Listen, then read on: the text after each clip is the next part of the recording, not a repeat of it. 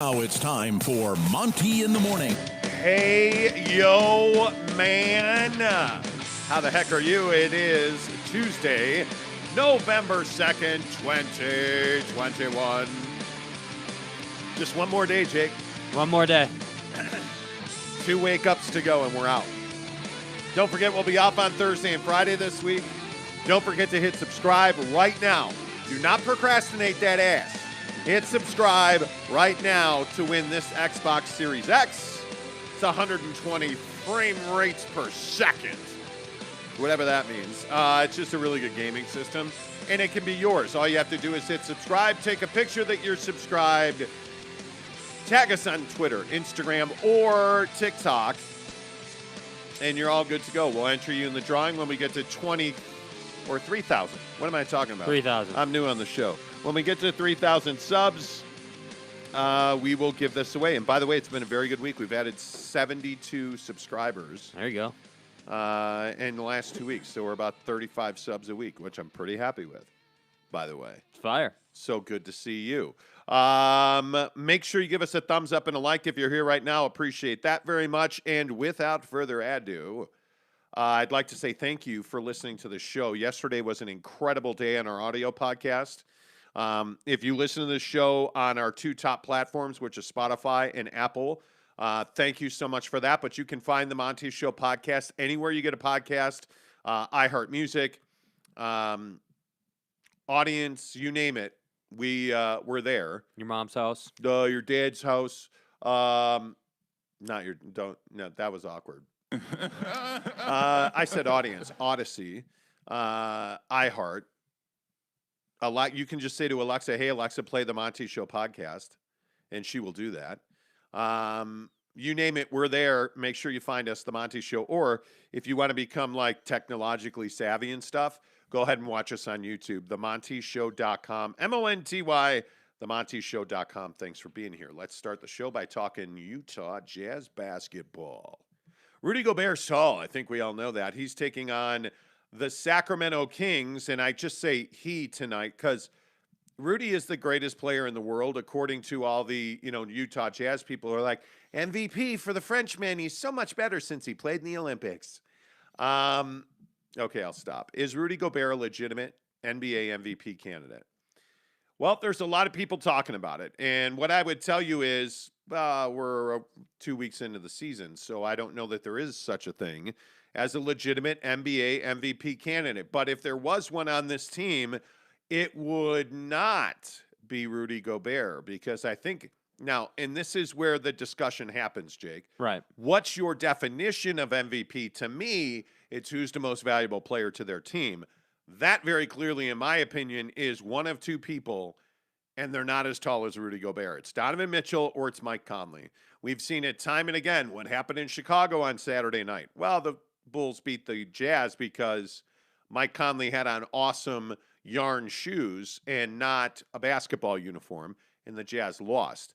To me, if you take Rudy Gobert out of this lineup, Jake, you can still win games. Yeah, and I think the MVP conversation is a complicated one. I look back over the last couple of seasons, and there were a lot of people upset that LeBron didn't win an MVP and James Harden or Giannis did. And so I think when we look at the MVP for the entire league, I also think it's not just numbers, and the reason Rudy's in this discussion already is because of his numbers. His numbers say that, he's been one of the best players in the league up until this point. And like you were saying, it is early, but the numbers do support that. And I think that the trouble is number one, is a big, I think it is tough to win an MVP. I mean, when Jokic won the MVP, that was the first, traditional, more traditional style big to win it in a long time. Some people will tell you Giannis is a big. I don't look at Giannis as like a 5 or anything. I look at Giannis as just a gifted athlete at his size who plays basically every position on the floor. So to me, I don't really count that as a big. But when I look at Rudy and his chances of winning an MVP in the league, I don't like his chances just simply because I think, number one, he's a big. But then number two, the popularity contest that surrounds the MVP does not work in his favor. And then thirdly, to what you were saying, I think we could all agree that Rudy's not even the best player on his team. And Don, has had a slow start. But Donovan Mitchell is the one who is consistently in the conversation of, hey, this guy's going to compete for an MVP this next season. He's going to be an all-star every year. He's going to be that guy. So to me, is Rudy Gobert a legitimate NBA MVP candidate? I don't think necessarily he is, but I also don't think that's an indictment on Rudy. I think Rudy has earned the praise. I think Rudy has done a hell of a job to this point in supporting this team. And I think the whole thing about, hey, if you took him off the floor, let's say Rudy got hurt and he wasn't playing, would this Jazz team still be in the same position? I don't know about that, because I look at this team, and the Bulls game is a good example. I look at this team against the Bulls, and I say, there was a lot of penetration in the paint. Whoa, this is a family show. I know it's a family show, but there was a lot of penetration, and without the rim protection that Rudy provides, that's not going to go well for the Jazz. And so, think about it. With him in there, at least you have elite rim protection. With him not in there, you can't say that. I mean, Hassan's been good, but he's definitely not the defender that Rudy is. So I don't know. I think that is a tough thing to talk about. Yeah, I think that Rudy Gobert is a fabulous player. I mean, obviously defensively, his contribution is, beyond reproach. I mean, he's a fantastic defensive player, but this is always going to be an offense-first team. I don't think there's any doubt. Obviously, with the roster construction the way it is, if you look at the way this team wins and loses games, it's the three ball. When the ball's going in, Rudy's going to have less of an impact, and they're going to score a heck of a lot more points. When the three ball's not going in, Rudy's going to have 16 to 20 points and usually 20 rebounds. And the likelihood of him having 5 or more offensive rebounds goes up significantly, which is why I think Rudy Gobert is off to such a great start this season. But this Utah Jazz team is going to begin to shoot the three ball much better. I have no doubts about that. And I say that because I think we've proven that this team, whether that be Mike Conley, Donovan Mitchell, Joe Ingles, Bojan Bogdanovic, you name the guy, I don't think there's any question that this Utah Jazz team is an elite three-point shooting team. It's only a matter of time. Mm-hmm. If Jordan Clarkson on his own just begins to shoot better, the point total at the end of the night goes up exponentially. So Rudy's impact offensively will be lessened. And I think we all understand the MVP award in the NBA is certainly an offensive award. I think that is the beginning and the end of the discussion. I think this is the same conversation we have, what I feel like all the time about Rudy Gobert, is what is his highest, best contribution to this team? And Jake, I'm telling you, it's defensive, and I think that makes it awfully difficult for Rudy to win the MVP award. Yeah, and I think if you look at Jokic and winning the MVP last season, I think it's an interesting comparison. Jokic is a guy for Denver who is a dominant offensive player. I mean, depending on who they're playing and the situation in the game, he'll take it himself and get to the rack, or a lot of times we see all the time where he'll just stand at the top of the key and facilitate. And I really think that is what allows him to win the MVP, because Rudy is a better defender than Nikola Jokic. There's no doubt about that. I mean, hell, Rudy is a 3-time Defensive Player of the Year recipient, so you could make the case that he's the best defender in the league. I mean, some people do that. But the point is that the MVP is just tough because, again, it doesn't just come down to – it's not like in baseball or it's not like the scoring championship where it's just simply, hey, who scored the most points? You won a scoring championship. It's not like that. There's so much more to it. I feel like it is numbers, but I also feel like it is a popularity vote. Like, when you get down to the end of the year and you're looking at the pool of guys who are candidates for this thing, when is the last time you saw a real, traditional, methodical plotting five even be in that conversation? Because I got news for you. Jokic is not that guy either. Jokic is not a traditional five. So that's why I say, no, he is not a legit NBA MVP candidate. Yes, he is a hell of a player. Yes, he very much was deserving of that Western Conference award that he got for, Player of the Week, I believe it was. So he definitely deserved that. I just think that it's going to be tough to be an MVP in the league when you're not even the best player on your team. That's what I think is going to be tough to get over if you're Rudy. Well, and I think so. Let's have the discussion. Who do you think is the most valuable Jazz man? I think pretty clearly it's Donovan Mitchell or Mike Conley. And I think there's actually a discussion in that. And I think that, if I could go back and do it all over again, no, I still would not re-sign Mike Conley. I want 5 years of prosperity, not 1 year chasing a ring.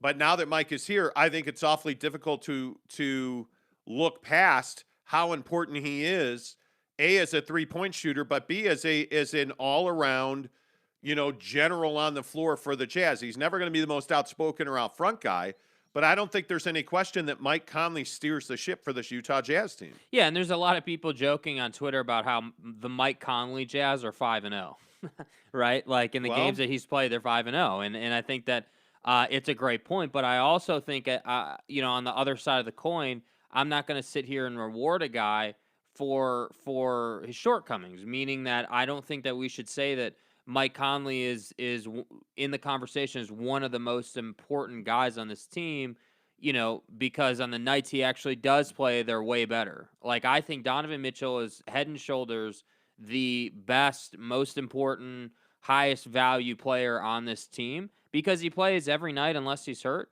And there's just no doubt about that. And by the way, he's getting better year over year. Like the guy, like now, like what I'm impressed with Don so far is now we're at a point where if you leave him open off the pick and roll, right, he's going to knock that down damn near every time. I mean, if it is a wide open, just kind of step right into the three, it's going in. And I think that's a big difference over last year. That's the difference. That was the difference between Don and guys like Dame or Steph or that. Like those guys are able to just knock it down at will. And I feel like Don's starting to stride into that territory this year. Yeah, I think so.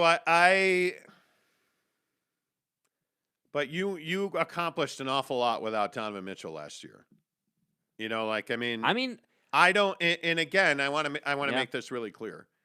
I'm not telling you that you're better off without Donovan Mitchell. So please don't run that nonsense back at me. What I'm saying is this team was still operating at a high level during the regular season with Donovan Mitchell not on the floor. I think you really missed Mike Conley when he was out. Yeah. After that Minnesota back-to-back, you never really got Mike Conley back. I think you really missed his contribution. Now, that's compounded by the fact that you didn't have Donovan on the floor as well, so you were without Don and Conley. And I think it forced Joe Ingles to do things he was not prepared or physically capable of doing, which obviously impacts the team. But I think when you look at, most valuable player to this team, I think it's very difficult to say it's not Donovan Mitchell. The things that the guy does, I think he has to get better defensively. But he covers for a lot of mistakes. He covers for a lot of bad decisions.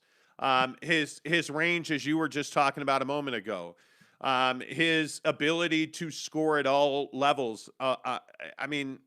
He's the most important player to this team. And I honestly, I think Rudy's probably the third most important player on this team. If we're going to rank guys, I think Don's 1, Conley's 2, and I think Rudy's 3. Yeah, I would agree with that. I completely agree with that. But I want to say again, I think on the Rudy Gobert, is he able? Does he have? Let me put it this way: does Rudy Gobert have access to the NBA MVP conversation? Well, I don't know that he does. I think that he definitely, without a doubt, has the access to. Hey, you're one of the best players in the Western Conference. I think you can put him in that conversation for sure because of the effect he has. Well, it's interesting you bring that up because is Rudy Gobert one of the best players in the NBA? And let's quantify that a little bit. Is he a top 25 player in the NBA? Yeah, I think you got to say yes because I think Rudy Gobert is a top 25 player. Here's why. I don't think he's on the top end of that list, but I do think he would be between 20 to 25. Yeah, because I think that the problem for Rudy, and this plays into the why I don't think he would be able to win an MVP. The impact that he has is sometimes not always so obvious. So like.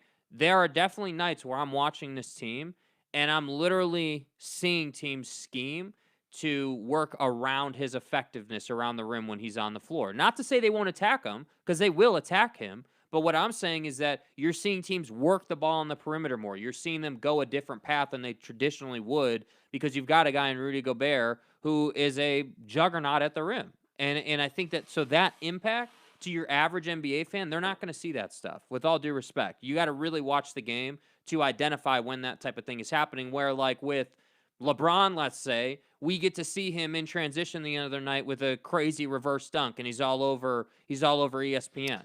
Yeah, man.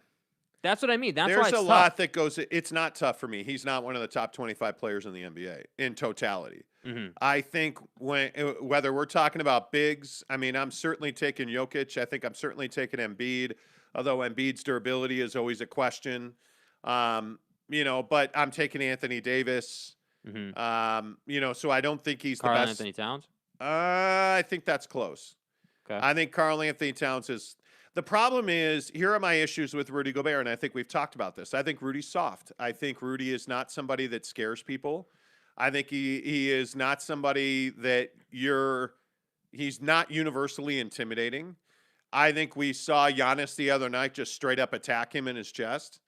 I think we've seen those guys go back and forth, and both Rudy and Giannis have won battles there. But he's not bulletproof. Right? Like, I think it's very difficult to attack Giannis defensively. It is. I think it's very difficult when you look at offensively. I just think that the development that we've seen in Giannis Antetokounmpo is glaringly not there with Rudy Gobert. So, what would you be looking for? The range, the ability to score at not at the rim. Right. And I think that Giannis was embarrassed. And Giannis has become a pretty damn good jump shooter. The three ball's going down. The mid-range is going down. The turnaround fadeaway falling off the baseline is going down. Yeah. And when I say going down, it's snapping. It's not rattling. It's snapping the bottom of the net. Giannis is growing as an offensive player. Now, to Rudy's credit, he's making a hell of a lot more free throws than he ever has before. But he just has not evolved as an offensive player. He's still... And we've talked about this, I know, ad nauseum, but he still cannot dribble the ball.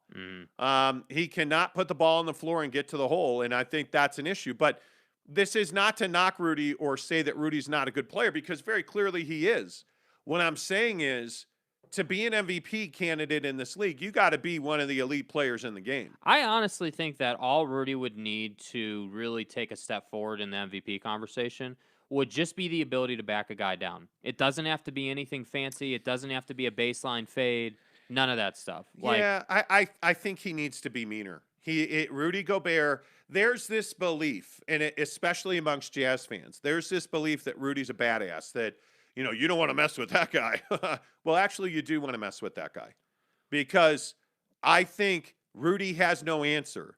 If you go dunk on him, what is he going to do? Well, he's going to catch a lob. But on his own, he can't do anything.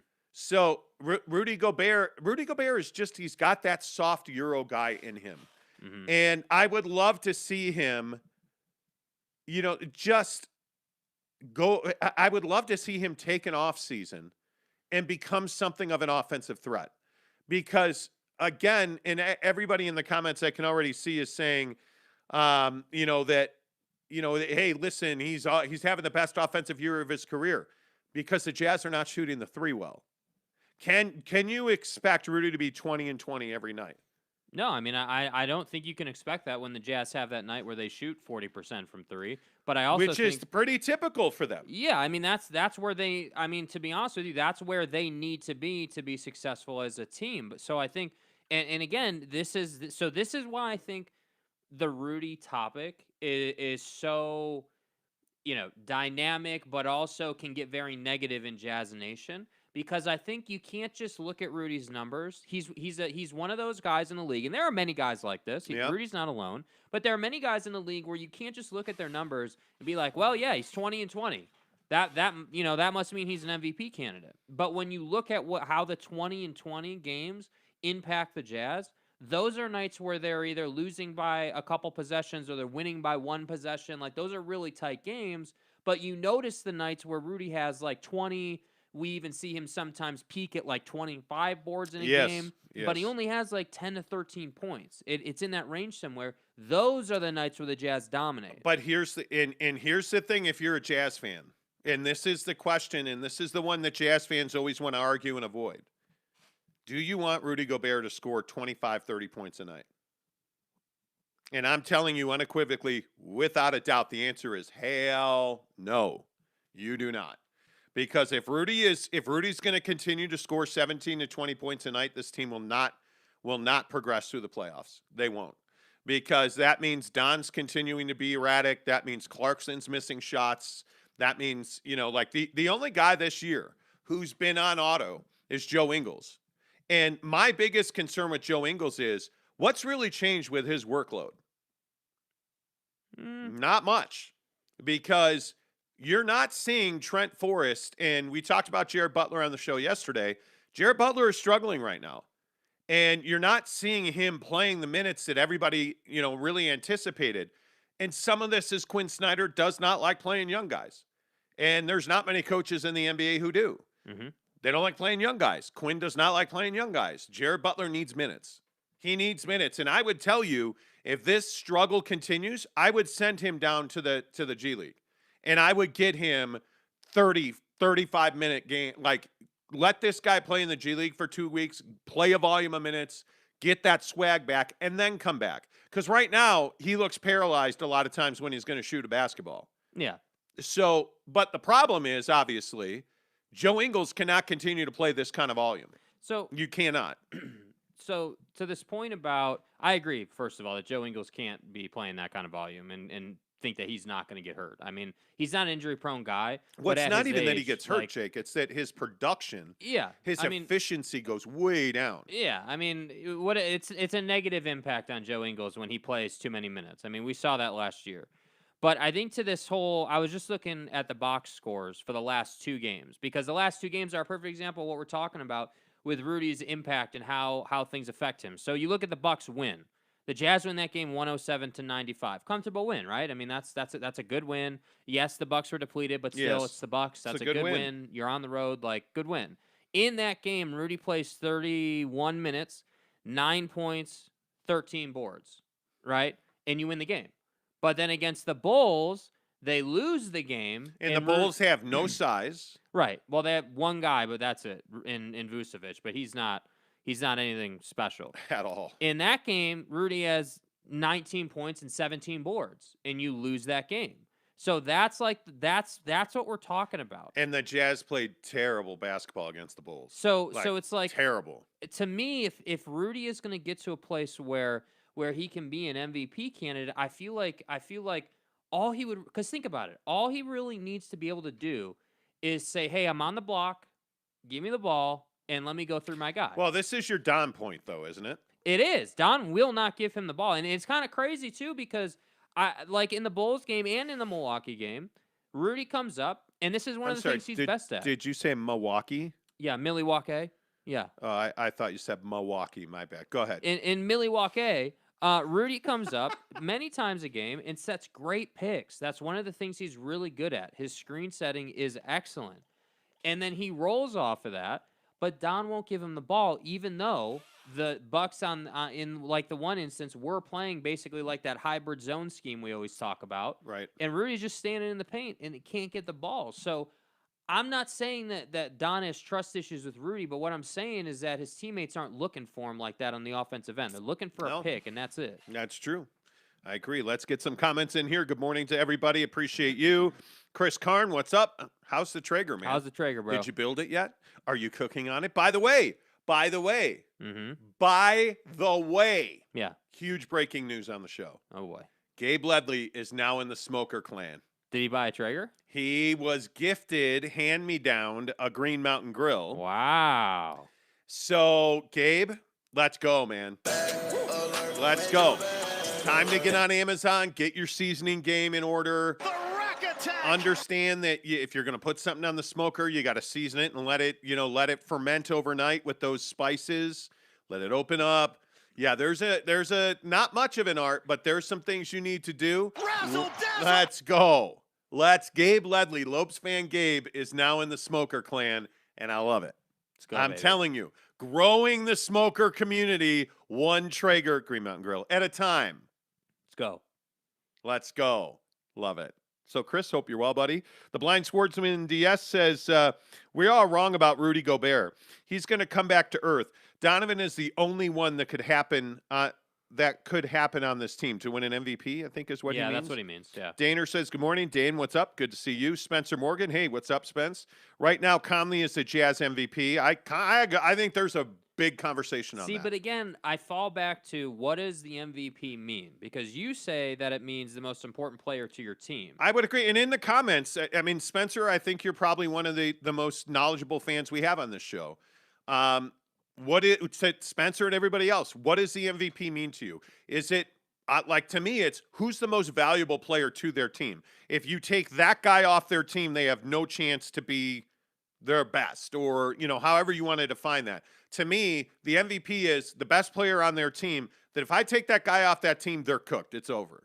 To me, that is in, again, I view regular season and the playoffs differently.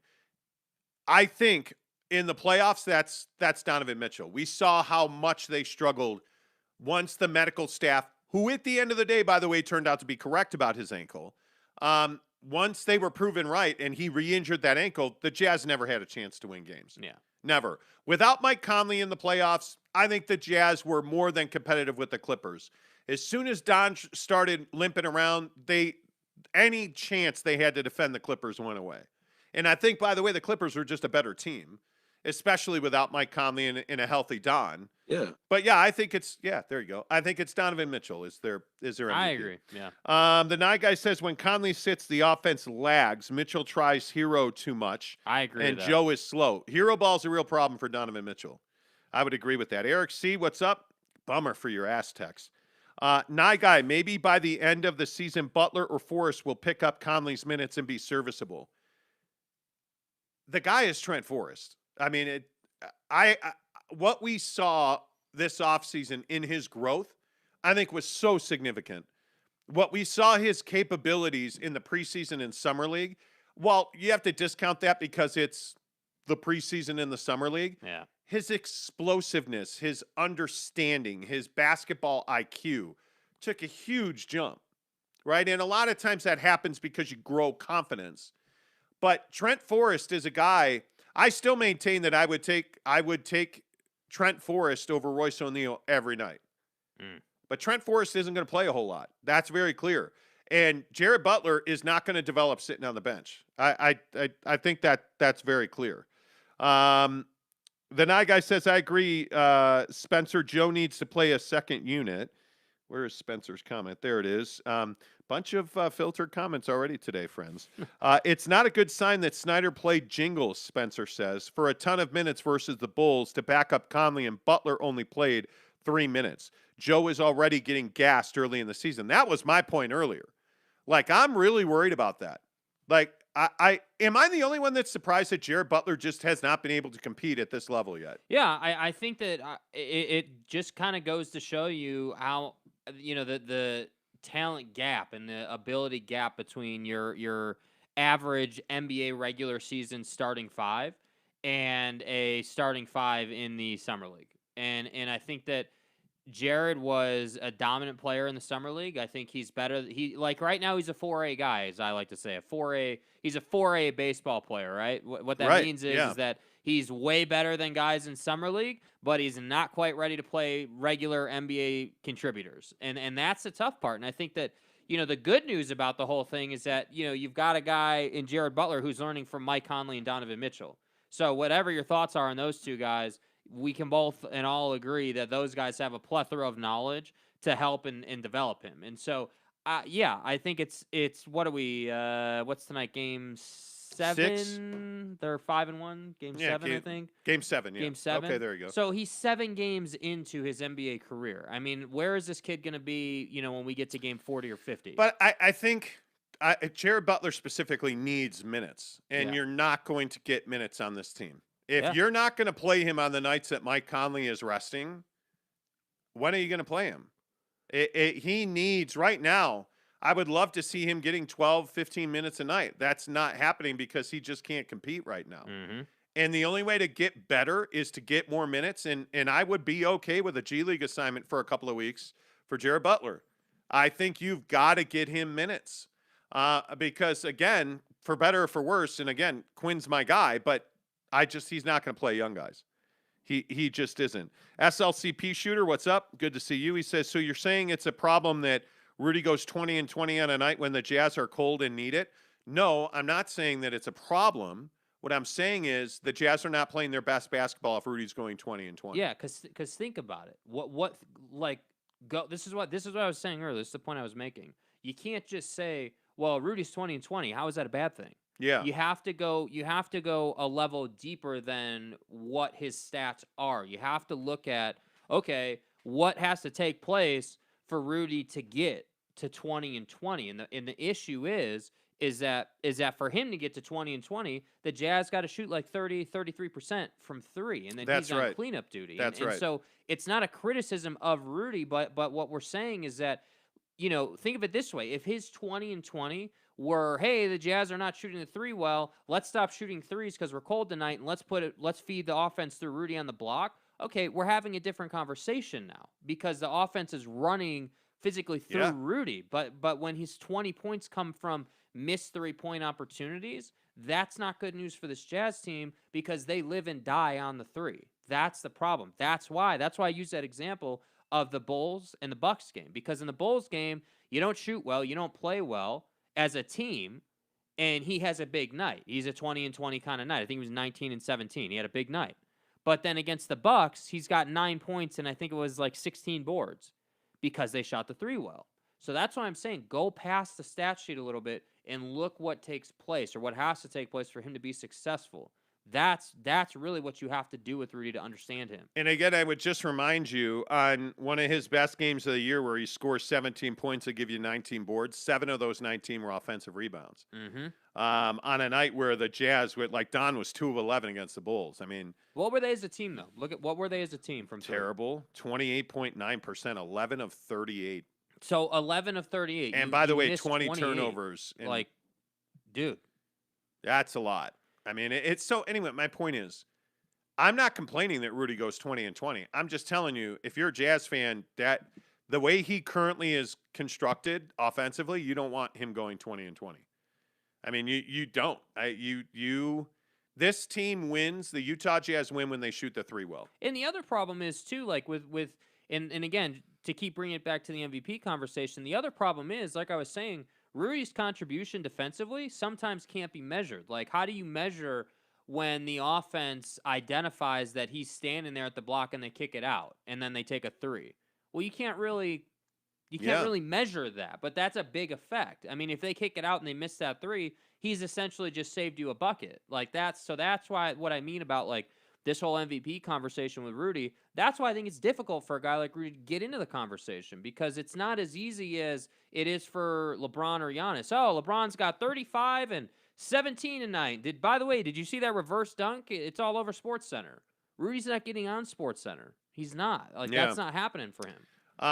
Rectangle with the WR with the number 3 again. Okay. The rectangle. Right. Says if the Jazz have to go without Rudy for an extended period of time, their defense would be horrible at best. Well, I think their defense is pretty mediocre. So I agree with you. I mean, if Rudy's not on the floor, their defense takes a step back. Even with Hassan. You still have the Bull stats? You still have the I Bull do. stats Even up? with Hassan on the floor, he's not nearly the defender that Rudy is. So what for the Bulls? What did they shoot from the field? Not 3-point, but from the field. In totality, they shot 42%, 39 of 91. Mm-hmm. 24% from 3. So wait, but I don't want to Lord. skip over that. This is what I'm getting at here. In the Bulls game, you turned it over 20 times. You gave them 20 extra possessions. And they only turned it over 9 times. They shot horribly from 3, 24% from 3. So what does that mean then? That means that they got all their production inside the arc. A lot in the paint. And that's why I'm saying when the Jazz aren't shooting the 3 well, it leads to a Rudy cleanup or it leads to a lot of transition basketball because you're getting big rebounds. The Bulls scored 107 points, 54 of which were scored in the paint. So half of their points came in the paint. But again, that's not – I don't want people to take that as us saying, hey, Rudy sucks or he's not playing good defense. What I'm saying is that Rudy can't be the end-all, be-all on defense. He does a lot of great things for you. There's a reason he's a Defensive Player of the Year guy every single year for what seems like forever now, right? But what I'm saying is that team defense is not good on this team right now. and it is a problem. 20 turnovers for 25 points. Yeah. That's a lot. Think And about by the that. way, the Bulls had 13 fast break points. Jazz had 8, so the Jazz weren't out running. 20 turnovers and 13 in transition. They were almost dead even on fouls. Rudy got that technical foul in the corner. Don got a technical intentionally. I mean, I just don't understand. Yeah. Anyway, the point is, yeah. Let's read more comments. The Nye guy says if Rudy's going off, Clarkson and Donovan are not. Truth. Yeah. Jeremy Bolton, the Bulls have Alex Caruso, though. So if you're going to crown them, then crown their ass, said Dennis Green. He's not going to get off the Caruso thing. It's fine, dude. It's fine. Don't get off the Caruso thing. I'm just telling you, he's really good. Yeah, and I would also say every team would want Alex Caruso, which is why he was in demand. Eric C. says, sprinkle a little razzle-dazzle. He wants his razzle-dazzle. Okay, let me hello? All right. Razzle-dazzle! Rack attack. The Nye guy says, dudes, I needed that bag alert more than I realized. Brian Clegg. Hey, Brian, what's up, man? He says he's got to find the balance between hero ball and distributor. Don does. Because the other thing I wish Don would do is when he gets into the paint on the dribble drive, there's nothing wrong with passing the basketball. He takes a lot of damage down there. And there are times where I would love to see him either drop it to Rudy or kick to the corner for a 3. He doesn't always have to go up when he's in the paint. And I think there's a lot more than taking 87-foot 3-point shots to hero ball. Yeah. So that's just something to keep an eye on. Eric C. says, really hope the Jazz don't Elijah Hughes Jarrett Butler. Well, they have so far, and I'm with you. With that. I mean, he needs Jared Butler is at a point where he just needs time on the floor. I agree with you. He needs a 10 to 15 minute a night run on the floor. And if you do that, by the time the season ends, you're gonna have a quality bench guy. Yeah. The Nye guy says, and the difference between the Bulls game and the Bucks game, Mike Conley. Well, and you also didn't have Brooke Lopez. You didn't have Chris Middleton, one of the best players in the league. Yeah. The Bucks were without 4 of their best players. Yeah, but I agree. You're not wrong. I mean, the Mike Conley effect is real for this team. Thanapolis, Thani, Mama, name is Thanasis. He is a distant cousin of Thanos. Anti-Tampanupo. I'm Shiva, the god of death. Yeah. Thanos, Giannapolis and stuff. Giro guy. Tzatziki sauce. Should not be starting for any team in the NBA. Yeah. Thanapolis Thanos is a G League player and stuff. I'll stop. Eric C says, Neville 93 says, good morning, Morty and Jake. Hey, good morning, Neville. I feel like the Utah Jazz should dunk the ball more and pass the ball more. What do you guys think? Nah, you don't want to dunk or pass. Nah, I don't think so. I really don't think so. I think we should just turn it over like 40 times a game, and that'd be good. We haven't gotten a Morty bomb on this show in a long time.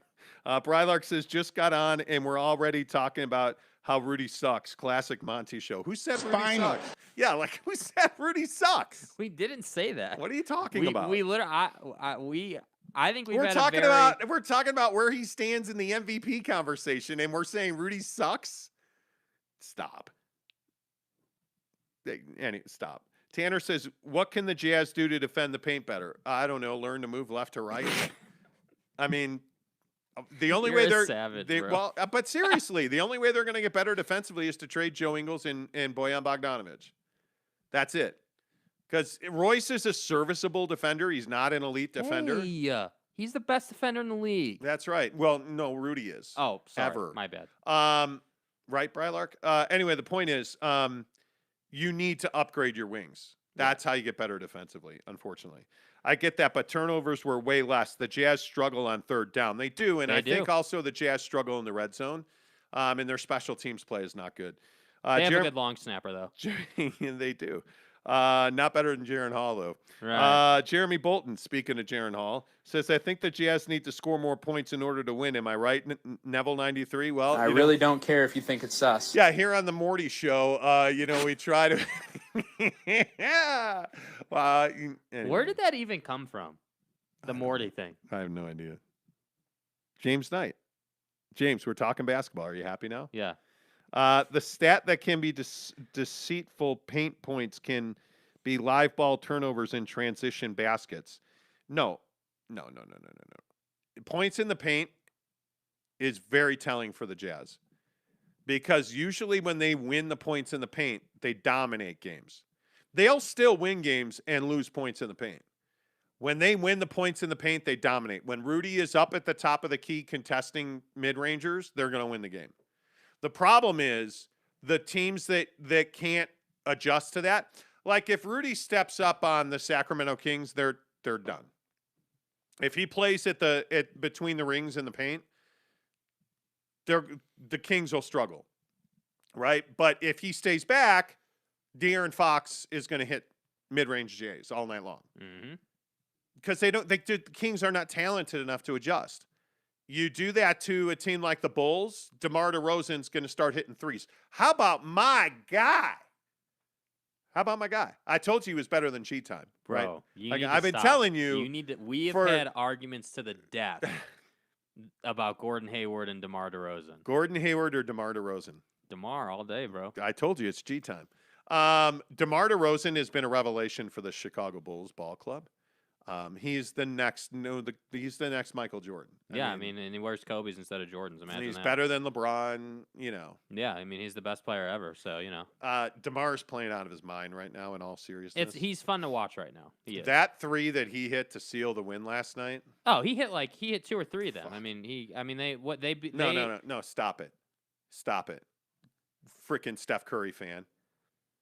DeMar DeRozan hit a 3 from the left corner to just break Boston Celtics hearts. And it was a moment that I can't even describe my emotions. I was aroused. Why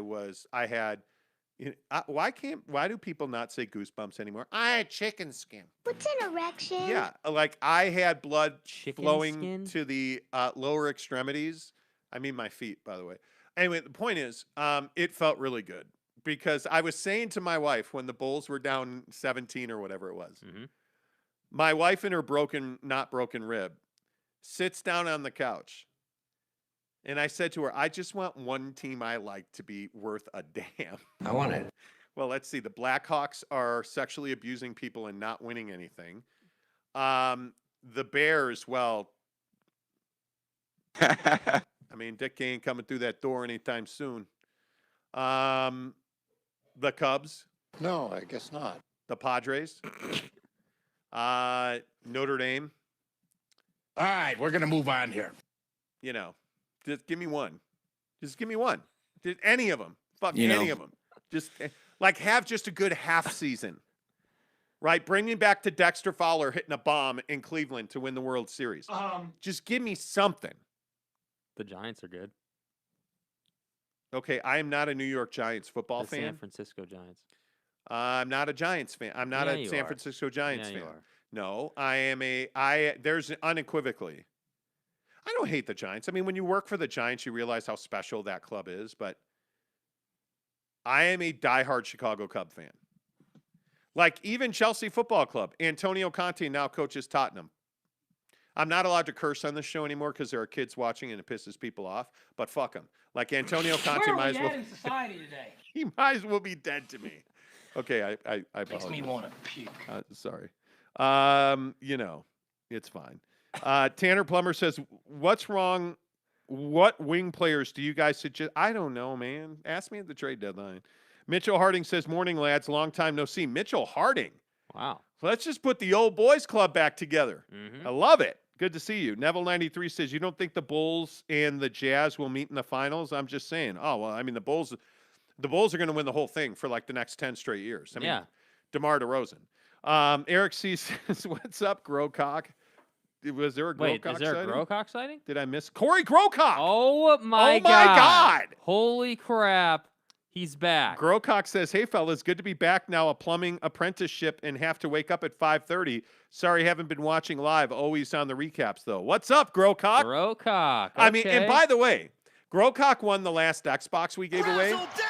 we mailed it to him, and it took like 17 months to get there. What are you, nuts? Yeah, but but he sent us the single greatest photo ever. Dude, is the mullet still a thing, Growcock? Yeah, Growcock, tweet us a picture of your mullet. Yeah. We have to see it. Yeah. We have to see it. Yeah. Come on. Jeremy Bolton says, whoa, Growcock sighting? Damn right. Damn right. Neville says, if the Jazz get their heads out of their butt, I think the Jazz will have to make trades at the deadline. Will make trades at. They're not a championship caliber club right now. Eric C says, a realistic wing target, Tanner. Man, I don't know. Wish we could snag a KCP or a Thibault. Man, Thibault on this team would be all right. Thibault instead of Royce would be. Oh, geez. Come on. Now you're cooking with gas. Tanner Plummer says, but Monty, Notre Dame is good. And Manti Te'o's fake dead girlfriend's hot. I'm still bitter. I hate Brian Kelly. The Nye Guy says, dudes, so I'm Cards and Mariners, Cardinals NFL, huge Jazz fan. I need to see a shrink on the daily. Speaking of shrink, how is Kyler Murray injured now? The little guy. To shrink. I see what you did there. Shrink, verticality, and stuff. He's a tight package deal. See what I did there? What does his sex life have to do with anything? Okay, anyway, the point is. Hell out of here with that.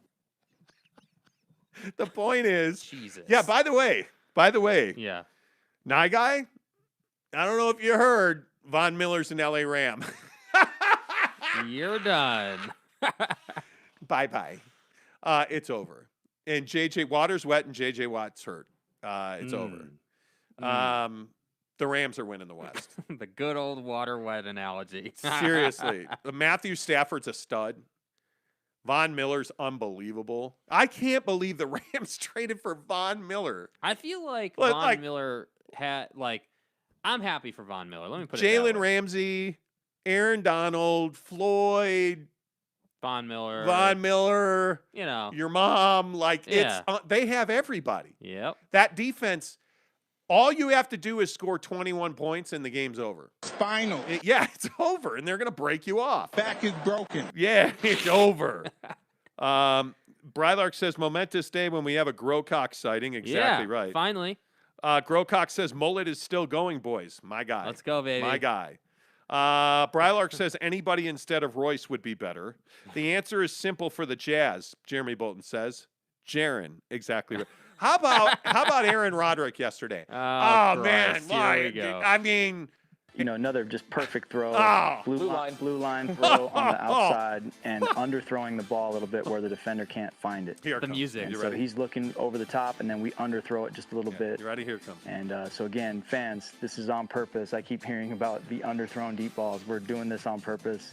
That is you can't throw it any better than that. Okay. So he listens to the show. Hold on. I just want to point out this music in the background. Listen to the music. It's BYU TV, man. Another just perfect throw. Blue line throw on the outside and underthrowing the ball a little bit where the defender can't find it. Where are my douche he's looking goggles? Over the top, and then seriously. I got new Oakleys over the weekend that are totally Growcock. They're totally Growcocks. That's a new saying on this show. They're Growcocks. And those shoes are such Growcocks. Yeah, Aaron, come on, Aaron. Britt, can you go and get the douche goggles real quick? Yeah, Aaron, seriously, bro. Oh, wow, we mean to underthrow it. Wait, in the Baylor game? You meant to underthrow And so he's looking over the top, and then we underthrow it just a little bit. And so again, fans, this is on purpose. I keep hearing about the underthrown deep balls. We're doing this on purpose. That is you can't throw it any better than that. Come on, guy. Can't do it any better than that. Yeah, except we're going to underthrow it a bunch of times against Baylor so we can lose that game. Okay. Look, the throw to Sampson in the corner of the end zone, beautiful. Perfect ball. You can't tell me you've been trying to underthrow balls all year long. I mean, in dating, underthrowing your balls is fine. Yeah. Yeah, I know what time it is. Yep. Oh, here they are. Okay, wait. Hold on. Let me get this back dialed up here. Okay, here we go. Ready? Yeah, go ahead. Another just perfect throw. Blue line throw on the outside and underthrowing the ball a little bit where the defender can't find it. And so he's looking over the top, and then we underthrow it just a little bit. And so again, fans, this is on purpose. I Yeah. keep hearing about the underthrown deep balls. We're doing this on purpose. That is you can't throw it any better than that. Oh, you stopped the music, Mike. Let me take those out. Those are awesome, by the way. Those are amazing sunglasses. Oh my God. They're very. Mitch Harper doesn't know. I didn't ask him permission to wear those, but Mitch Harper is a very sunglass-oriented dude. Uh-huh. So, Tanner Plummer says, "LOL. Wait, was that a real Roderick soundbite? Yes, it is. Yes, it is. Yes, it is. Anyway, LOL. Hey, Manti Te'o's girlfriend is hotter than Luca's mom. She was, according to nobody, because she Get wasn't your facts straight. real. Grocock is known as your typical Bojan in Australia, James says. Hey, man, that's a good living. Bojan. Brylark says, I'm so glad that everyone is waking up to how good Matthew Stafford is. I think Matthew Stafford has a legitimate shot Yeah. to be an MVP here. So what is this Rams team? Is this the team that signs a bunch of older dudes who have been on crappy teams for a long time? Wait, is that you mean what this is? Is that the Lakers? Oh, sorry. No, My bad. that's the Yep. Rams. My bad. You know. I think Matthew Stafford's in the MVP conversation. I think, especially with how down, you're looking at the other guys like Tom Brady the other night was not very good. Tom Brady Patrick will still be there. Mahomes. Patrick Mahomes has not been very good. No, he's not in it. Aaron Rodgers is leading it right now, in my opinion. Aaron Rodgers. He is. I mean, I don't like the guy, but he is. I hate Aaron Rodgers. Me too, man. He did a bad. Everyone's like, oh, he was a great John Wick. No, he wasn't. It'd be unfortunate if he tripped and fell into a propane tank and it exploded. It's really unfair. Yeah, that'd be unfortunate. It's my quarterback. Or if somebody could throw him into a pit of puffer fish that were hungry and, You want to? I'm Okay. not Good. an Aaron Rodgers All right. fan. Yeah, no, that's very clear. Yeah, thank you. The Nye Guy says Broncos fire sale to get Rodgers next year. Excuse me while I vomit. Yeah. Sean Mirzinski says Herbert has 2 awful games in a row. It's Hey Bear. And seriously, though. yeah, my guy. It's always destined to happen, though. It's bound He's to that happen. hot girl now that you don't see for a month and she put on like 10 pounds. I mean, it's just really unfortunate. Oh, wait. Kick a person Yeah, when I'm he's down. not supposed to say that anymore. Yeah, there's a flag. Oh, we have our first she threw flag it at me thrown. and not you. That's a review flag, though. She wants an instant replay. Yeah, she threw the flag at me. She's upset. Anyway, What are we challenging here? she doesn't like when I use. Is this a booth review or what are we doing here? My crush on Herbert is dwindling. Yeah, well, Can't be a fair weather fan, bro. yeah, he needs to work his abs a little bit now. Yeah. Anyway, my point is, I don't remember what we were talking about. Roderick saying all these balls are intentionally underthrown. Yeah, look, Jaren Hall's a good quarterback. Can we stop making excuses like, oh, we're intentionally underthrowing balls that get intercepted and Baylor kicked our ass? Yeah, next question. Yeah, you lost at Baylor because they ran better than you did, and Jaren Hall wouldn't run the football. And Aaron, by the way, please call more plays like you did the other night. Yeah. When you get to SC in a month, please call plays like you did the other night. Down the field. It's not that tough. It is not that tough. Eric C says the flags are here. Yes, they are. Yes, they are. Penalty and challenge flag. Now, the red one's a challenge flag. Yellow one's penalty flag. So. By the way, can we real quick talk about the college football playoff? Yeah. Cincinnati doesn't belong in the college football playoff. I know. Oh, well, everybody wants Alabama. Yeah, yeah, we do.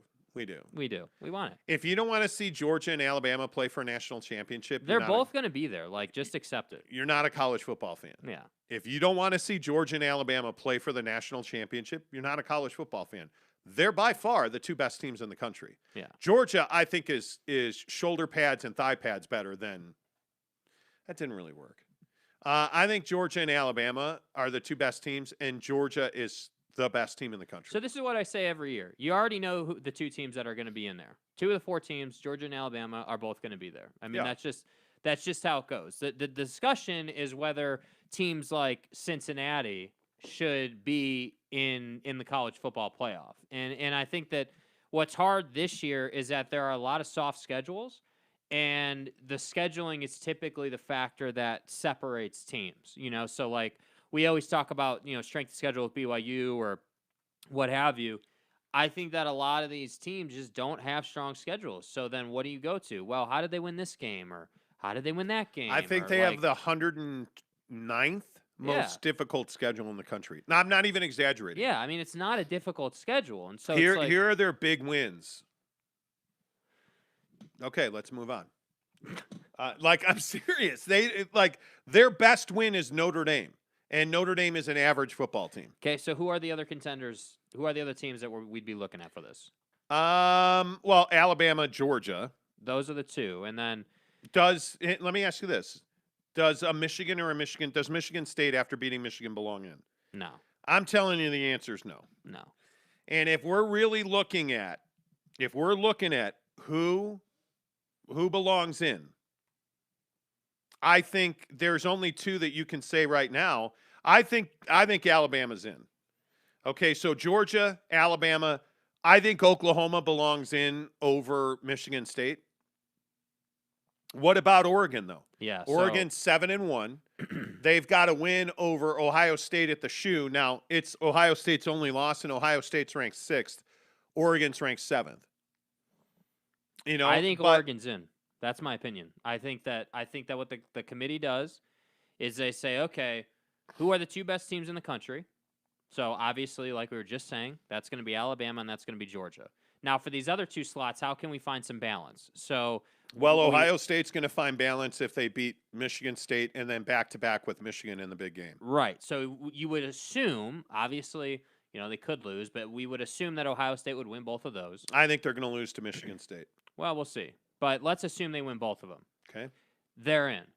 But let's say they win both of them. Michigan State's out. Yes. Okay, so what does Oregon do? Oregon's at Washington. Yep. Washington State. They'll win both of those. At Utah. At Oregon State. So they have one landmine left, and it's at Utah. Utah. And that is the 20th of November, so it's going to be cold, potential for snow. I'm telling you, that's a game they lose. I don't think Oregon's one of the best teams in the country. I don't. Well, I'm just looking at the top 25 here for candidates, and I'm struggling to find somebody.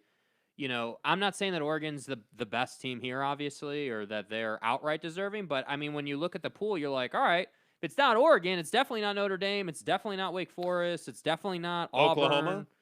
Yeah. Oklahoma's got not a great win on their schedule. Tulane, Nebraska, West Virginia, K-State, Texas, but game was 55-48, and Texas sucks. TCU, they fired their head coach already. Gary Patterson's out at TCU. Can you believe that? They mutually agreed. Kansas, Texas Tech, and now they've got at Baylor, Iowa State, who's way off now, and then at Okie State. Yeah, I mean, Oklahoma's 9-0. I mean, Oklahoma State. Point. Yeah, Oklahoma State would be a nice win, but I mean, I think this is pretty clearly that it's Georgia, Alabama, Oklahoma, and it's probably Ohio State. That'd be my guess. I don't like that. But I think if you are Auburn, Oklahoma State, Notre Dame, Oregon, I mean, you're all going to a New Year's Six game. Or to me, as long as you win out. To me, I'm putting Oregon over Ohio State if it's between the two, because I think that Oregon beat them head. You beat them head to head at their place. So, but I think Ohio State's going to lose to Michigan State, and I think there's a real chance Oregon's going to lose at Utah. Agreed. So I think it'll That's be a non-factor. Be a tough game. Dude. Listen, if Baylor beats Oklahoma, now Baylor moves into the conversation, because if Baylor beats Oklahoma, you're looking at Baylor being, top 10 at that point. And Baylor always seems to find a way to be like that hot to trot team, that like really cute. But Jake, team. they had Charlie Brewer. They did. Anyway. Well, but he quit on their team, so But it's teams like UTSA. No. But by the way, what about BYU at 17 right now? They move up they jump from 25 to 17. I mean, it goes without saying you got to win out. You're going to win this week. That's if they have 6 P5 wins, tell me they're not more deserving than Cincinnati. I agree. Yeah. I mean, but again, here's the problem. There's no getting away from the fact that the Pac-12 is weak sauce. That's the problem. Yeah. The win over Utah now looks really good because of what Utah has done. But the issue is that when you're looking at all these teams, you're like, all right, BYU's got 6 P5 wins against who? That's the problem. So yeah, and then by the way, I also think looking at the case for BYU, they need Georgia.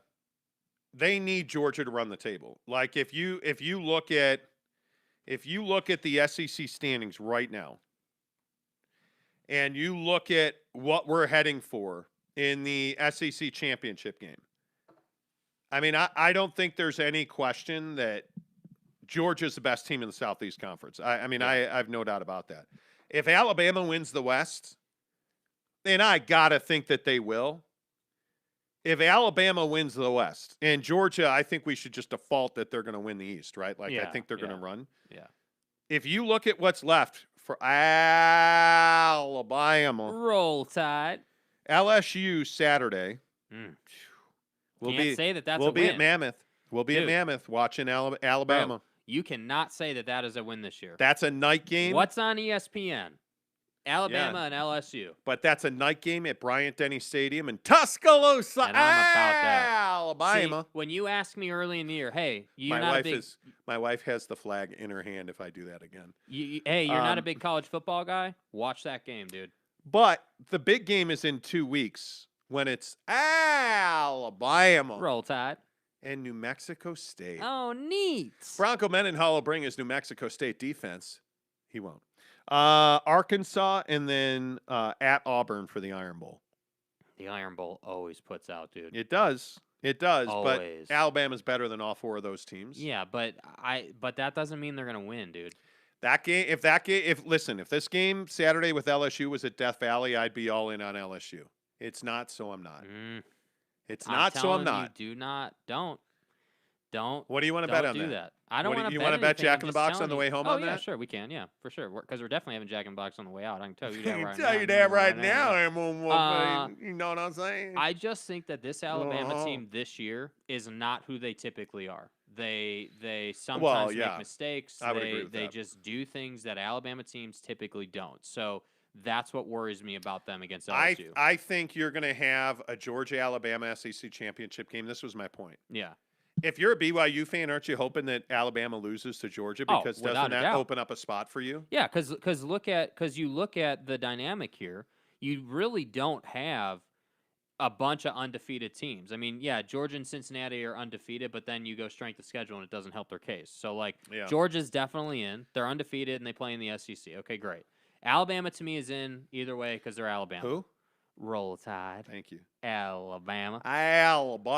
But then this grouping, and this is, if you're a BYU fan, the group of 5. What you should be excited about. Sorry, I'll stop. This and it's a real shame the Boise game went the way it did because if you were 8-1 right now, you'd be in a great position. No, you'd be probably top 7.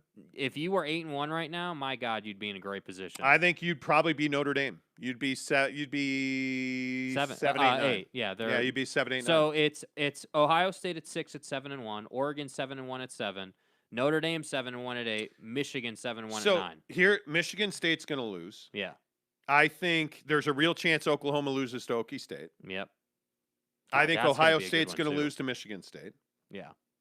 I think Oregon's going to lose to our good friends up on the Utah. Hello. Couldn't remember. You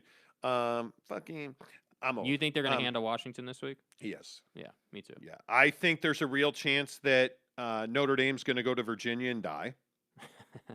And they also, by the way, have nobody else to play because it's Navy, UVA, Georgia Tech, and then at Stanford, and they're going to roll Stanford. But the good news is it's Brian Kelly, so he'll find a way to lose a game. I think there's a real chance that BYU can play for a New Year's Six bowl. Did 66 points put you back on the map? Yes. Now, and this is to the Aaron Roderick situation. Don't be an a-hole. Come out and score 100 points the next 2 weeks. Score as many points as you can. We're not playing the, hey, we got to play depth. We're wearing the Navy tops this week. Dude, I swear to God, I saw that on Twitter yesterday. Navy with white. I'm not happy about it's Georgia Southern. And y'all about to fuck this up. No, we're not. We're going to play the 5s and 6 depths here. Okay, do the devotional voice just for a second. BYU Radio. Georgia Southern comes to LaVell Edwards Stadium. What's up, motherfuckers? All right, let's go. It's BYU Radio. Let's go down to the sideline for an interview with their star linebacker, Jimmy Smith. I'm a carb-eating motherfucker. Jimmy, what did you have for lunch today before the game? And I ain't giving up no damn Rice Krispie treats. By the way, Jimmy, play the MF drop. By the way, you're Jimmy. We don't know much about you. Tell us about yourself, Jimmy. What's up, motherfuckers? Hey, okay. Let's throw it back to Greg Wrubell. That would be amazing. That would be amazing. Now, they don't do any segments like that, but that would be... I am sorry to all of our LDS friends who are BYU fans. We are degenerates, and we are going to hell. Good. Sorry. And we'll see you there. Anyway, the point is, I think BYU has a chance at a New Year's Six Bowl. I know it's unlikely, but I think they have a chance. I think it's going to be... There's no way they lose to Georgia Southern. No. There's isn't it?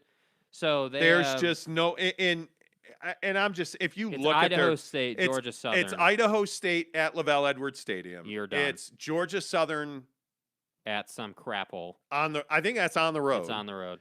And then you SC. go to USC at the Coliseum. But don't forget you have the bye week in between Georgia Southern and Idaho State. Because I know we're running out of time here. We got to get to some lifestyle stuff. But if you're a BYU fan going to SC, and if you win that game, you're in the college football playoff. What do you think? No, if you win that game, I think there's a legitimate shot you're playing on New Year's Day. Yeah, but I'm just saying I'm talking about you're in the process. You're in the process. I'm talking about how do you feel about winning that football game on the road against SC? Because I don't think that's a gimme. Oh, that's never a gimme. It's SC, but they're going to be more talented than you.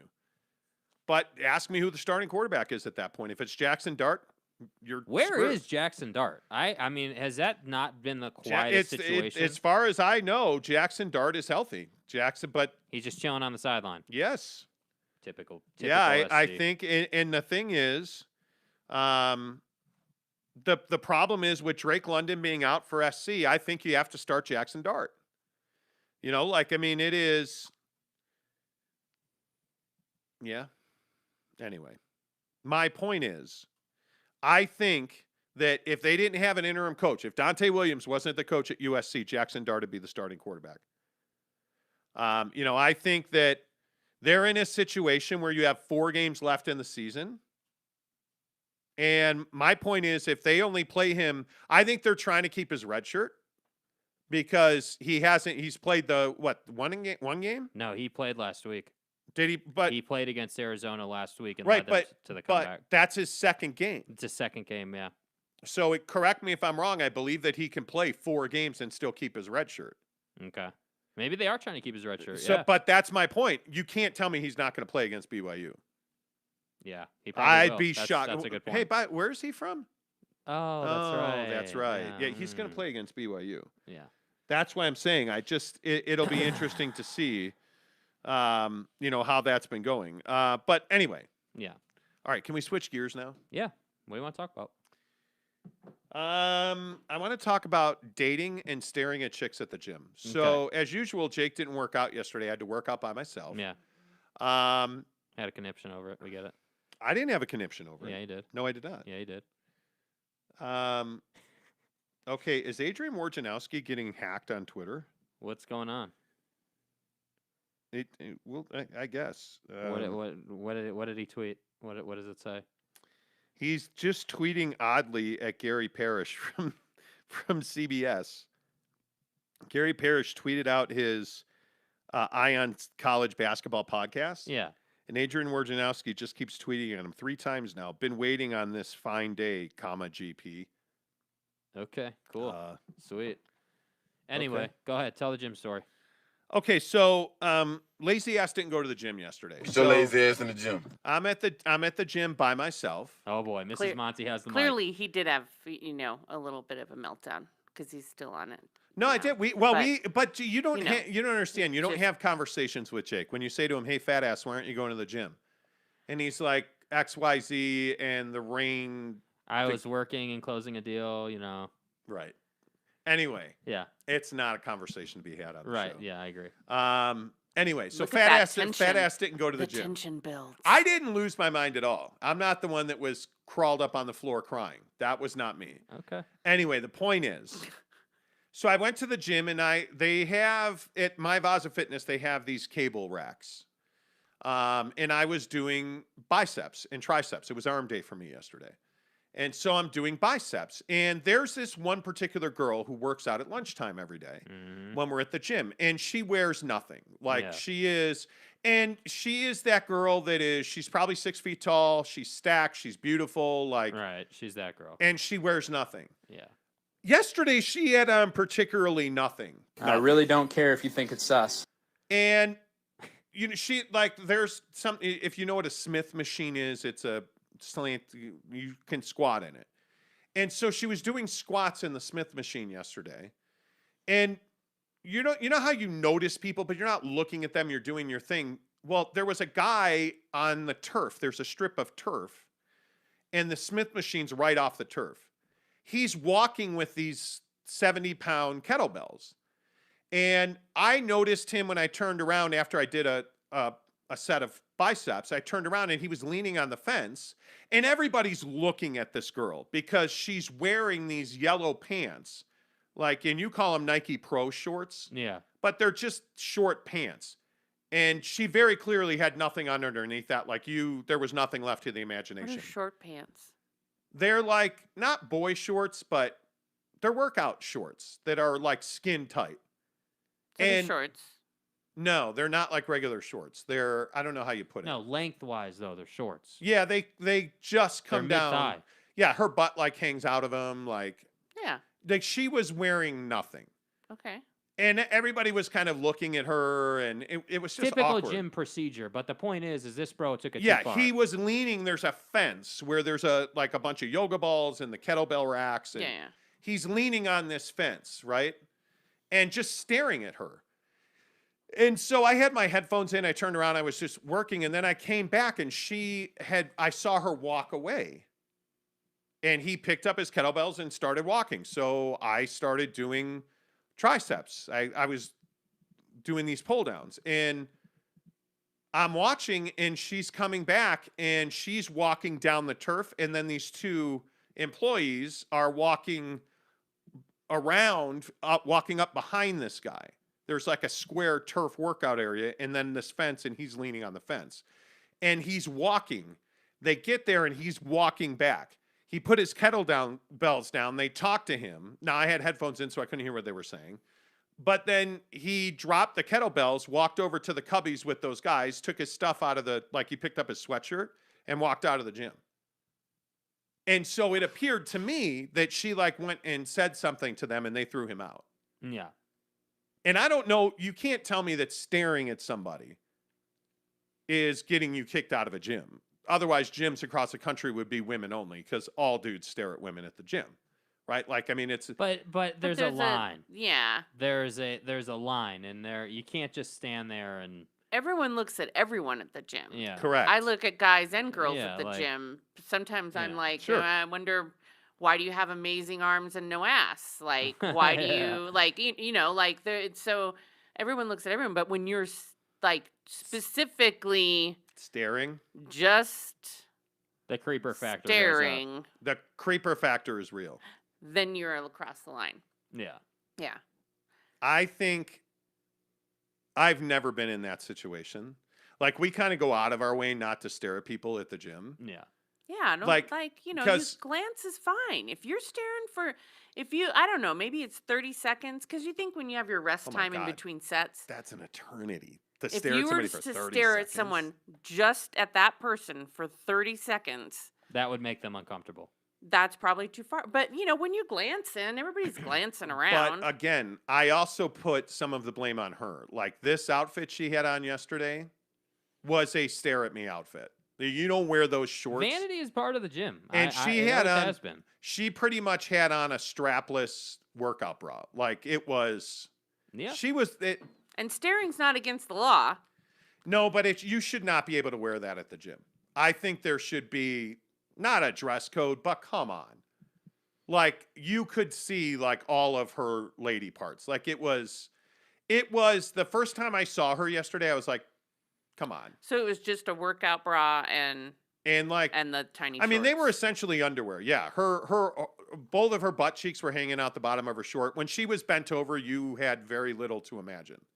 Like it was really graphic. And so I'm not going to say I don't blame the guy for staring at her, but you it can't was just sit and uncomfortable. stare. You can't. Yeah, it was Everyone's uncomfortable. gonna look at whatever As anybody's a wearing. dude, you have a responsibility not to be a weirdo. I'm And curious what he did though, because you can't tell me they threw him out just for staring. And it was not long. Like they walked up to him, said something, he put the kettlebells down and walked out of the gym. Like he immediately walked around the fence, got his thing, and walked out of the gym. He must have said something to her. Maybe. Yeah, Well, I or don't know. you never know if he was making noises or something. Okay, yeah, it's cleaning lady day here at Casa de Monte. Ah, That's right. that's right. It is cleaning lady day here. It's how rich people live.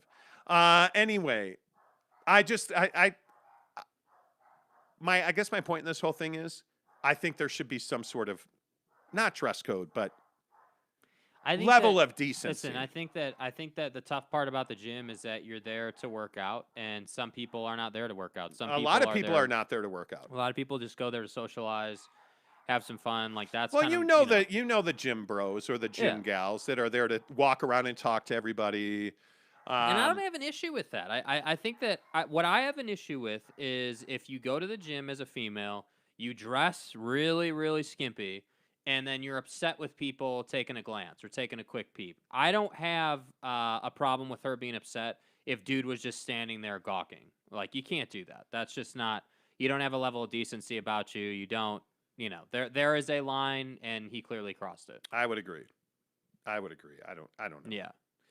It's annoying as hell. What are the comments saying? Let's see. Heck yeah, Rudy is, eBay the Sofa Surfer says. Welcome to the show. Was he playing some pocket pool? Wow. Okay. Wow. Okay. There's got to be more to the story, Mirzinski says. I agree. Guys, I need some help with Nikes. My daughter wants the Nike Blazer mids. Get her the Nike Blazer jumbos. You should get her the Nike Blazer jumbo. James Knight says, like our legal system, they will take the word of the female over the male all the time. Jeremy Bolton says, yeah, that girl knows exactly what she's doing wearing nothing. And that's what drives me crazy. I mean, I think that, again, you're not going to change what females wear. Let's just get that out there right now. There's That's probably a not gonna dozen. change. There's probably at least a dozen women that wear just a sports bra to the gym. And I don't have a problem with that. That's fine. But I think it's not about the actual article of clothing. It's about how you wear it. It's about how you go about it in the gym. So she is there to get looked at. I know the girl you're talking about. I've seen her before, and again, I don't have a problem with it. I don't. It's just the only reason we're talking about this is because dude made it an issue. Because dude made it weird. He got weird, and that is why it is a problem, and that's why he got kicked out. And that's why at that gym, guys are not allowed to work out topless. Like, you must have a shirt on. So, and I guess I understand that. I guess I understand that. It just is what it is. eBay says, I'm just getting on. Hope all is well. Good to see you, man. It's all good. eBay the Sofa Surfer says, I'm cool with no bras, period. Hey. Yeah. I'm an odd duck. I just go to the gym to work out. I'm not there to socialize, especially in COVID times. You're well past that scene. So I am, that's not your crowd. It is. Kever says, is the shirt bigger or are you smaller? Thank you. I appreciate that. Nobody's commented on your aphrodisiac type sweatshirt, Jake. Nope, nobody. I'm surprised. Jake got a new sweatshirt, and yeah, it looks like he was on an acid trip when he, that's the Nyjah Houston sweatshirt. Okay, aphrodisiac, a lot different from acid. No, it's not. Hey. It's my Rhino? word. Rhino, what do you have to say, buddy? Yeah, my dogs are freaking out. They want to eat. He says he wants to eat. Yeah. Tanner Plummer says, one time at the gym and there was a girl pretty much wearing nothing. There were two old guys staring at her. She got upset, and I overheard her saying to one of the guys, if you're wearing nothing, don't get upset when somebody stares at you. Hit up the local rec center. All you get there are golden girls. Nah, I'm fine. I'm honestly there to work out. I actually love lifting. I love working out. I like the I like the art of working out. What do you bench? Yeah, I'm excited to go back. I get my blood work done tomorrow as a follow-up with my doctor. So I'm looking forward to seeing my numbers. Mm-hmm. I don't know that they can be better than they were last time, but it would be great. Right.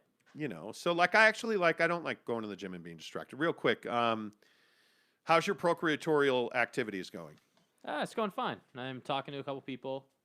Went on a date over the weekend. It was cool. How'd that go? Went fine. We walked around the lake in daybreak. Had a nice time. You were on one side of the lake. She was on the other. Right. And yeah. you guys were just matching. Pace Right. and We stuff? were just That's what we did. Okay. Yeah. So first date, you went for a walk. That's what she wanted to do. Okay. What'd you guys talk about? A bunch of different stuff. Our life stories. Why do you sigh when I ask you what you talked Because that's about? such a hard question to answer. We talk about a bunch It of is? stuff. Yeah, I mean that's a tough question to answer. You talk about a ton of different things. Like I don't know. Okay, well, just name 5. We talked about our life stories. We talked about what we do for work. Her dog, last relationships. Like you just talk about things. I don't know. You hate talking about this. Yeah, because I don't have it inevitably turns into, oh, well, is it going to work out? I don't know. I mean, but what do you mean is it going to work out? It's been one date. Yeah, but that's inevitably where the conversation goes. Yeah, I don't know about that. I think you got to talk like 3-4 times. Like it's not just one date. Mm-hmm. Yeah. So what do you guys, are you going to see her again? Yeah, after I would be seeing her this weekend, but we're going out of town. So I'll see her next weekend when we get back. Okay. And is she the only one right now? Or? No, I'm talking to a couple people. There was another one who was out of town who's coming back this weekend as well. So I obviously won't get to see her until next weekend. So here it goes. Eric asked the right question. Are you seeing her soon, Jake? What about FaceTime? Well, we don't need to FaceTime because we've met already. Like we don't. It's not like that. You don't. See, it's not that serious. I totally disagree with that. It's not that serious. It's not like that. So you only FaceTime when you're serious with someone? Yeah, when you're like, hey, babe, can you write this down? Because I don't know these rules. You guys are married. That's why you FaceTime. I've seen the girl one time. We don't fucking FaceTime. We sit and talk to each other in person like adults. Right, but when you're on trips, like I guarantee you'll FaceTime on this trip. Yeah. Yeah, I'll FaceTime while I'm riding down the mountain. Because she's your wife and you're her husband. You're together in a relationship. You're going to FaceTime. But I feel like FaceTime's also friends. But I'm not friends with her. I'm not. We're trying to date. Like we talk sometimes. I'm telling you, it's different. You guys don't get it. It is not like that. Might be a way to build up the relationship. No, I don't think so. A lot of people aren't comfortable. Like I hear a lot. Like I'm not joking. A lot of people say I'm uncomfortable FaceTiming. It's not something that people like to do, at all. I'm old. I must be old. I don't get it. Why would you? I'm not saying that you're wrong. I'm just saying that I offer to FaceTime. I have in the past, and people are like, oh, it's uncomfortable. I don't like to do it. People weird. Eric C. once says, my sister asked if she gave you butterflies, Jake. I've never met your sister, so no. I need, Not his sister, the girl you went on the date with. Did she give you butterflies? That's a no. No. That's a no. I would say no. That's a no. To be fair, most people at the gym are pretty happy with themselves. Yeah, probably. FaceTiming sucks. Okay, well, what does that mean? FaceTiming sucks. Like, why does FaceTiming suck? I don't get it. I don't know. People don't like to FaceTime. It's weird. Eric C's sister says, yeah, Jake, did she give you butterflies? So no. So when you first, let me ask you this. First thing, you guys walk up to each other. Is it a fist bump? Is it a hug? Yo, baby. Hey, hey it's great baby. To meet you. I'm Megan. This is my dog. It's great to meet you. She brought her dog. Yeah, she brought her dog, Millie. She brought her dog. Yeah, I like that. Lab mix, 18 months. Okay. Yeah, nice dog. All right. So was it, hey, wow, she's hot, or yeah, hey, she's gorgeous. Yeah, yeah. Okay. She's a good-looking girl. So looks are not a problem. No, not at all. So there's a personality issue then. No, there's not. See, this is what I mean. There's not an issue, dude. Like it's just the first date. Just the walk around the lake, man. The first date. I feel like after having dated a little bit now, the terms are different now than they were the first go around I had on Hinge in Phoenix. So now it's like, okay, the first date is not hold the door and do all the nice things. The first date now is like, all right, let's hug and kind of feel it out. Like that's what I feel like what are it's we turned feeling? into. Are we feeling out? Yeah. Jake has a good hug, by the way. So I hope the chicks are pretty. He's we had a good strong, hug. and you give him. He's a good hugger. James Knight says, nice sweatshirt, Jake. Do they make them for men? eBay the Sofa Surfer. Y'all are hating. eBay the Sofa Surfer says, if she don't give it up for a month, might be a keeper, Jake. Yeah, we'll see. We'll see. Eric C's sister says, I love FaceTime. DM Jake your number. He'll call you right now. Hey. The Nye Guy says, James, haha, don't make us jump your Crocodile Dundee alligator ass. Okay, I like it. Crocodile Dundee. Eric C says, does she look like Mrs. Monty? No.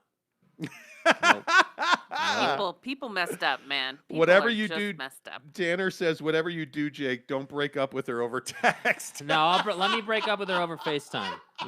That's what we'll use FaceTime for. You know, that's what we'll use FaceTime for. There you go. Yeah, that's there what we you use go. FaceTime for. So Is she vaccinated? yes, Did you guys talk about it? yes, Okay. yep, we did. All right. Yep. So what's date 2 then? Are you going to throw her in the lake this time, or like what's the? I have no. She literally said like she's different. She doesn't want to do dinners and all that kind of stuff. She wants to go on walks and go hiking, and she snowboards, so we'll probably go snowboarding at some point. You know. Okay. So I don't know. We haven't gotten that far yet because again, we're going out of town this weekend, so it's kind of slow played right now because I'm not seeing her this weekend. This has to come to an end. We talked about this yesterday. Mm-hmm. You need the next phase of your life. Like I feel like you're thirsty for the next phase of your life. I think it's really. I don't even know what the next phase is, though. I mean, I don't know what. Here's some sound advice. eBay the Sofa Server says, "Don't take her to Arches and get pulled over." Listen, Brian, we're already making petito jokes. Brian, relax. We are already making petito jokes. Wow. Good Lord. So, anyways. Yeah, you need the next phase of your life. I feel like you're ready for like girlfriend, get laid, get married, have kids, get divorced, get married. Like you're ready for the whole thing. Yes, let's get divorced. That You know, sounds good. like well, I mean that's Cost just what people myself my do. money. That sounds good. Yeah. But I fear for you. You may be the 50-year-old first-time married guy. What? Cool. I'll have everything I need then. He likes his life single. He does. I think you gotta, know what The you like. difference is I do well. I do well. I do fine. So the problem is I'm not like it's why I always this is my point. This is what we always get to. Oh well, you didn't have butterflies on the first date, so you're not into her or it's not going to work out. Okay. Like if I learned anything from the last person I went out with for 3 dates, it was that you can't rush things and you have to let them decide the terms. You have to let them, if they're interested, they'll tell you. Eric C's sister says keep doing outdoor activities. Yeah. I mean, I don't have an issue with that. I'm just saying that I think that the dating scene is difficult. I think that people say they're ready, they're not ready. People say they want to feel special, and then you do that, and they think you're doing too much. Like it just is, it's tough. It just is. Jeremy makes a good point. You guys should double date with Jaren Hall. Well, the good news, if you double date with Jaren Hall, you know that this girl will never run away from you. She'll just be standing there, not moving. See what he did there. See, that was a mobile thing. Anyway, so all right, cool. So who's this other girl? Other girl is Tiffany. Does she look like Mrs. Monty? No, she doesn't look like Mrs. Monty. Okay, good. Is she a school teacher? No, she's not. Okay. What does this girl do? Is she a school teacher? No, the first she's one. not. The first one is she's the director of operations for like a mental health thing. I can't remember exactly. Good. She does. I like that. I like that. I don't know how I feel about the name Tiffany. Yeah. So. It is what it is. I knew one Tiffany in high school, and many dudes knew that one Tiffany in high school. Yeah, it just, She was that. She it's was. fine, Yeah. Listen, I'm not going to judge people before I meet them. I haven't even met her. Yeah. No Tiffany's and no Jenny's. Okay. Well, Megan hasn't worked out either, so Well. Yeah. Well. All right. eBay the Sofa Server says she looks like Jennifer Conley. No, she does not look like Jennifer Conley. No, not at all. No. I don't remember what she looks like. Jake, date the Cougars. This is what I've been trying to tell you. Okay, but I'm not going to date a 35-year-old. That's not happening. The only time they say no is when you ask if they've had enough. Wow. Wow. You think you know it all. Wow. Wow. Listen, Brian. Wow. Relax. Wow. Nye guy on fire with that. Dude. Yeah, you need to date older women. I keep telling you. Yeah, but again, it's okay. It's go a fine 31 line. then. No, go but I'm being 31 then. serious. I'm being serious. It's a fine line. Think about this. Break this down, much like Rudy Gobert's stats, right? Break it down. Here we go. You get on Hinge, a dating app. Think about the 30 to 35-year-old woman who would be on Hinge. What does that mean? Think about that. She's divorced. She's probably divorced. Okay, you guys are making judgment calls. No, No, I'm I'm not. That's In my Utah, experience, most dude. women, the pressure on young women to get married in Utah is immense. It's real. Like they like. If you're 35 and single, in Utah, you're probably divorced. I'm definitely throwing the What? challenge flag. Why? Because it's a stereotype. You're making a judgment just No, because someone's on a dating app. Right. They're probably at 30. You're 35 in Utah. And You're on a dating app in the Mormon community. You probably, You're probably divorced. could be just like you, looking to date. Okay, Right, but well, he's single. The difference is he's never been married. She's probably been married. I don't know why this is offensive at all. If you're a woman and you're 35 and you're in Utah and you're single, you either have like one eye or you're divorced. Like you know what I mean? Like there's something either That interestingly is wrong with just you. Biased. No, it's not. I think if you're 35 and single here, throw 2 flags, Mrs. Monty, Eric C. says. Eric C.'s sister says, my brother's girlfriend is 5 years older than him, and he's your age, Jake. I don't have a problem with someone being 35. My problem is that most people who are 35 and on a dating app have been through, the stuff. And I think it's hard Because to... you've talked to a lot of them and dated them? Yeah, I have talked to a lot of them and not dated them intentionally. Yeah, I have. How would you have talked to them when they're outside of your age range? They're not. I've had it open. I match with people sometimes. I talk to them. I do. You think it's judgmental? I don't. I think I'm not going to settle for some BS. There's nothing wrong with that. If you don't want to date, you've said multiple times you don't want to date a woman who's got kids already. I'm not doing it. I'm not doing it. And there's nothing wrong with that. I'm I think knowing what you want is really important. But I also think we get chastised in this country for being honest. I mean, it's something that shouldn't be. I should not be penalized for saying that I don't want to date somebody who has been through a divorce, has kids, is in this situation in life, mainly because I've chosen not to be in that situation. So it shouldn't be something where it's like, oh, well, you're just generalizing people. No, what I'm saying is I'm generalizing a situation I see all the time. Yeah. I see it all the time, and I don't want to be in that situation. I don't at all. Yeah. It's better to know what you want than to find out too late what you wanted. I think it's messed up that it's like it's this neat thing to be like, oh, well, you're judging a book by the cover. Yeah, I am. I don't want to be in that situation. I don't. And I fully embrace that. But isn't that what dating is? Yeah, I mean, is. we're in a world where we're on apps where your picture decides whether somebody likes you. It is, yeah. And that is a whole other conversation that I think is true. Is super difficult. I just think that it is.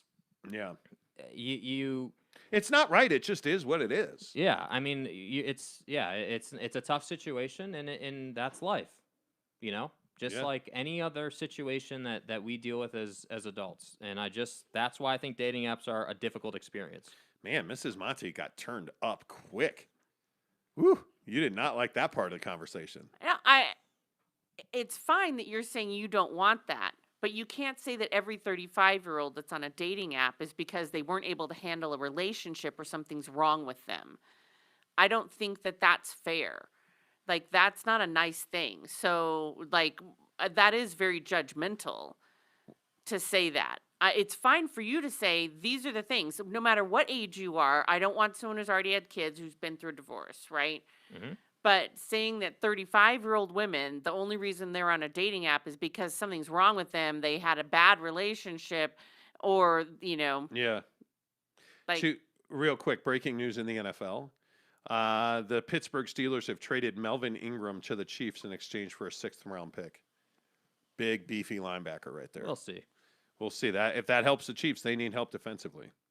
So, But anyways, dating's a messed up thing anyways. It is, and that's the frustration. Like, I think it's not...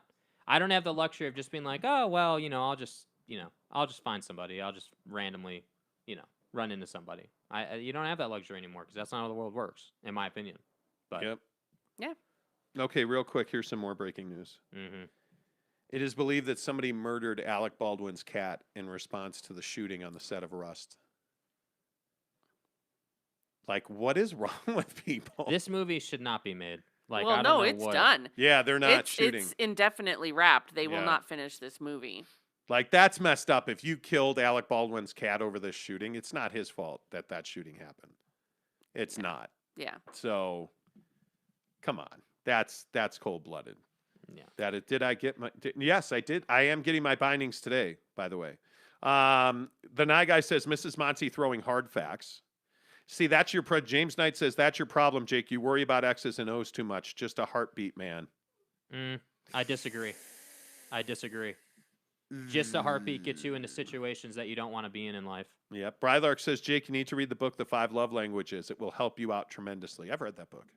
You should read that book. Eric C. says, I my don't think sister it'll likes help you that out book. tremendously. I think it's understanding of humanity, though. Yeah. You know, I mean, it's the way people talk. Wow, when did you become a hater of that book? Those Cougars are frisky, Jake, especially with those back braces that Brett Favre and Jerry Rice sell on those commercials. Yeah, copper. The copper fit. Copper fit. Yeah, because they're older. You know. Tanner Plummer says, Monty, you're right. I knew a couple of girls who got married at 18 because their parents forced them to. Yeah. And that's messed up, too. Yeah. All right, play the music. We have to go. Just keep taking swings. Just hit the fastball, Jake. That's all you can do. How's your ribs over there, Mrs. Monty? You got some crack, boom, and pow yesterday from the doctor, huh? Not good enough, dude. Like, No? I really didn't feel like the painkiller you gave me was good enough. Yeah, but you feel a lot better today. You look a lot better today. You look rested today. Yeah, I do feel a bit more rested, but I also slept with the back up on the bed. Yeah, I know. And at one point, I felt like a stuck turtle, you know, because you can't turn at all when you have it elevated. It's not like you can lay on your side, and I'm a flip flopper, and I was like, I was trying to turtle. This $6,000 rocket ship is worth it right now, though. Because I actually didn't hate it. All right. Don't forget, tomorrow's our last show this week, so we'll have a lot of stuff packed into the show tomorrow. No, I'm not going to say it. Tim and Jake will both be wearing sports bras and tiny, tiny shorts for everyone to look at. Yeah. Yep. We'll package it all into one. Until tomorrow, say goodbye, Mrs. Monty. Goodbye, Mrs. Monty. Bye.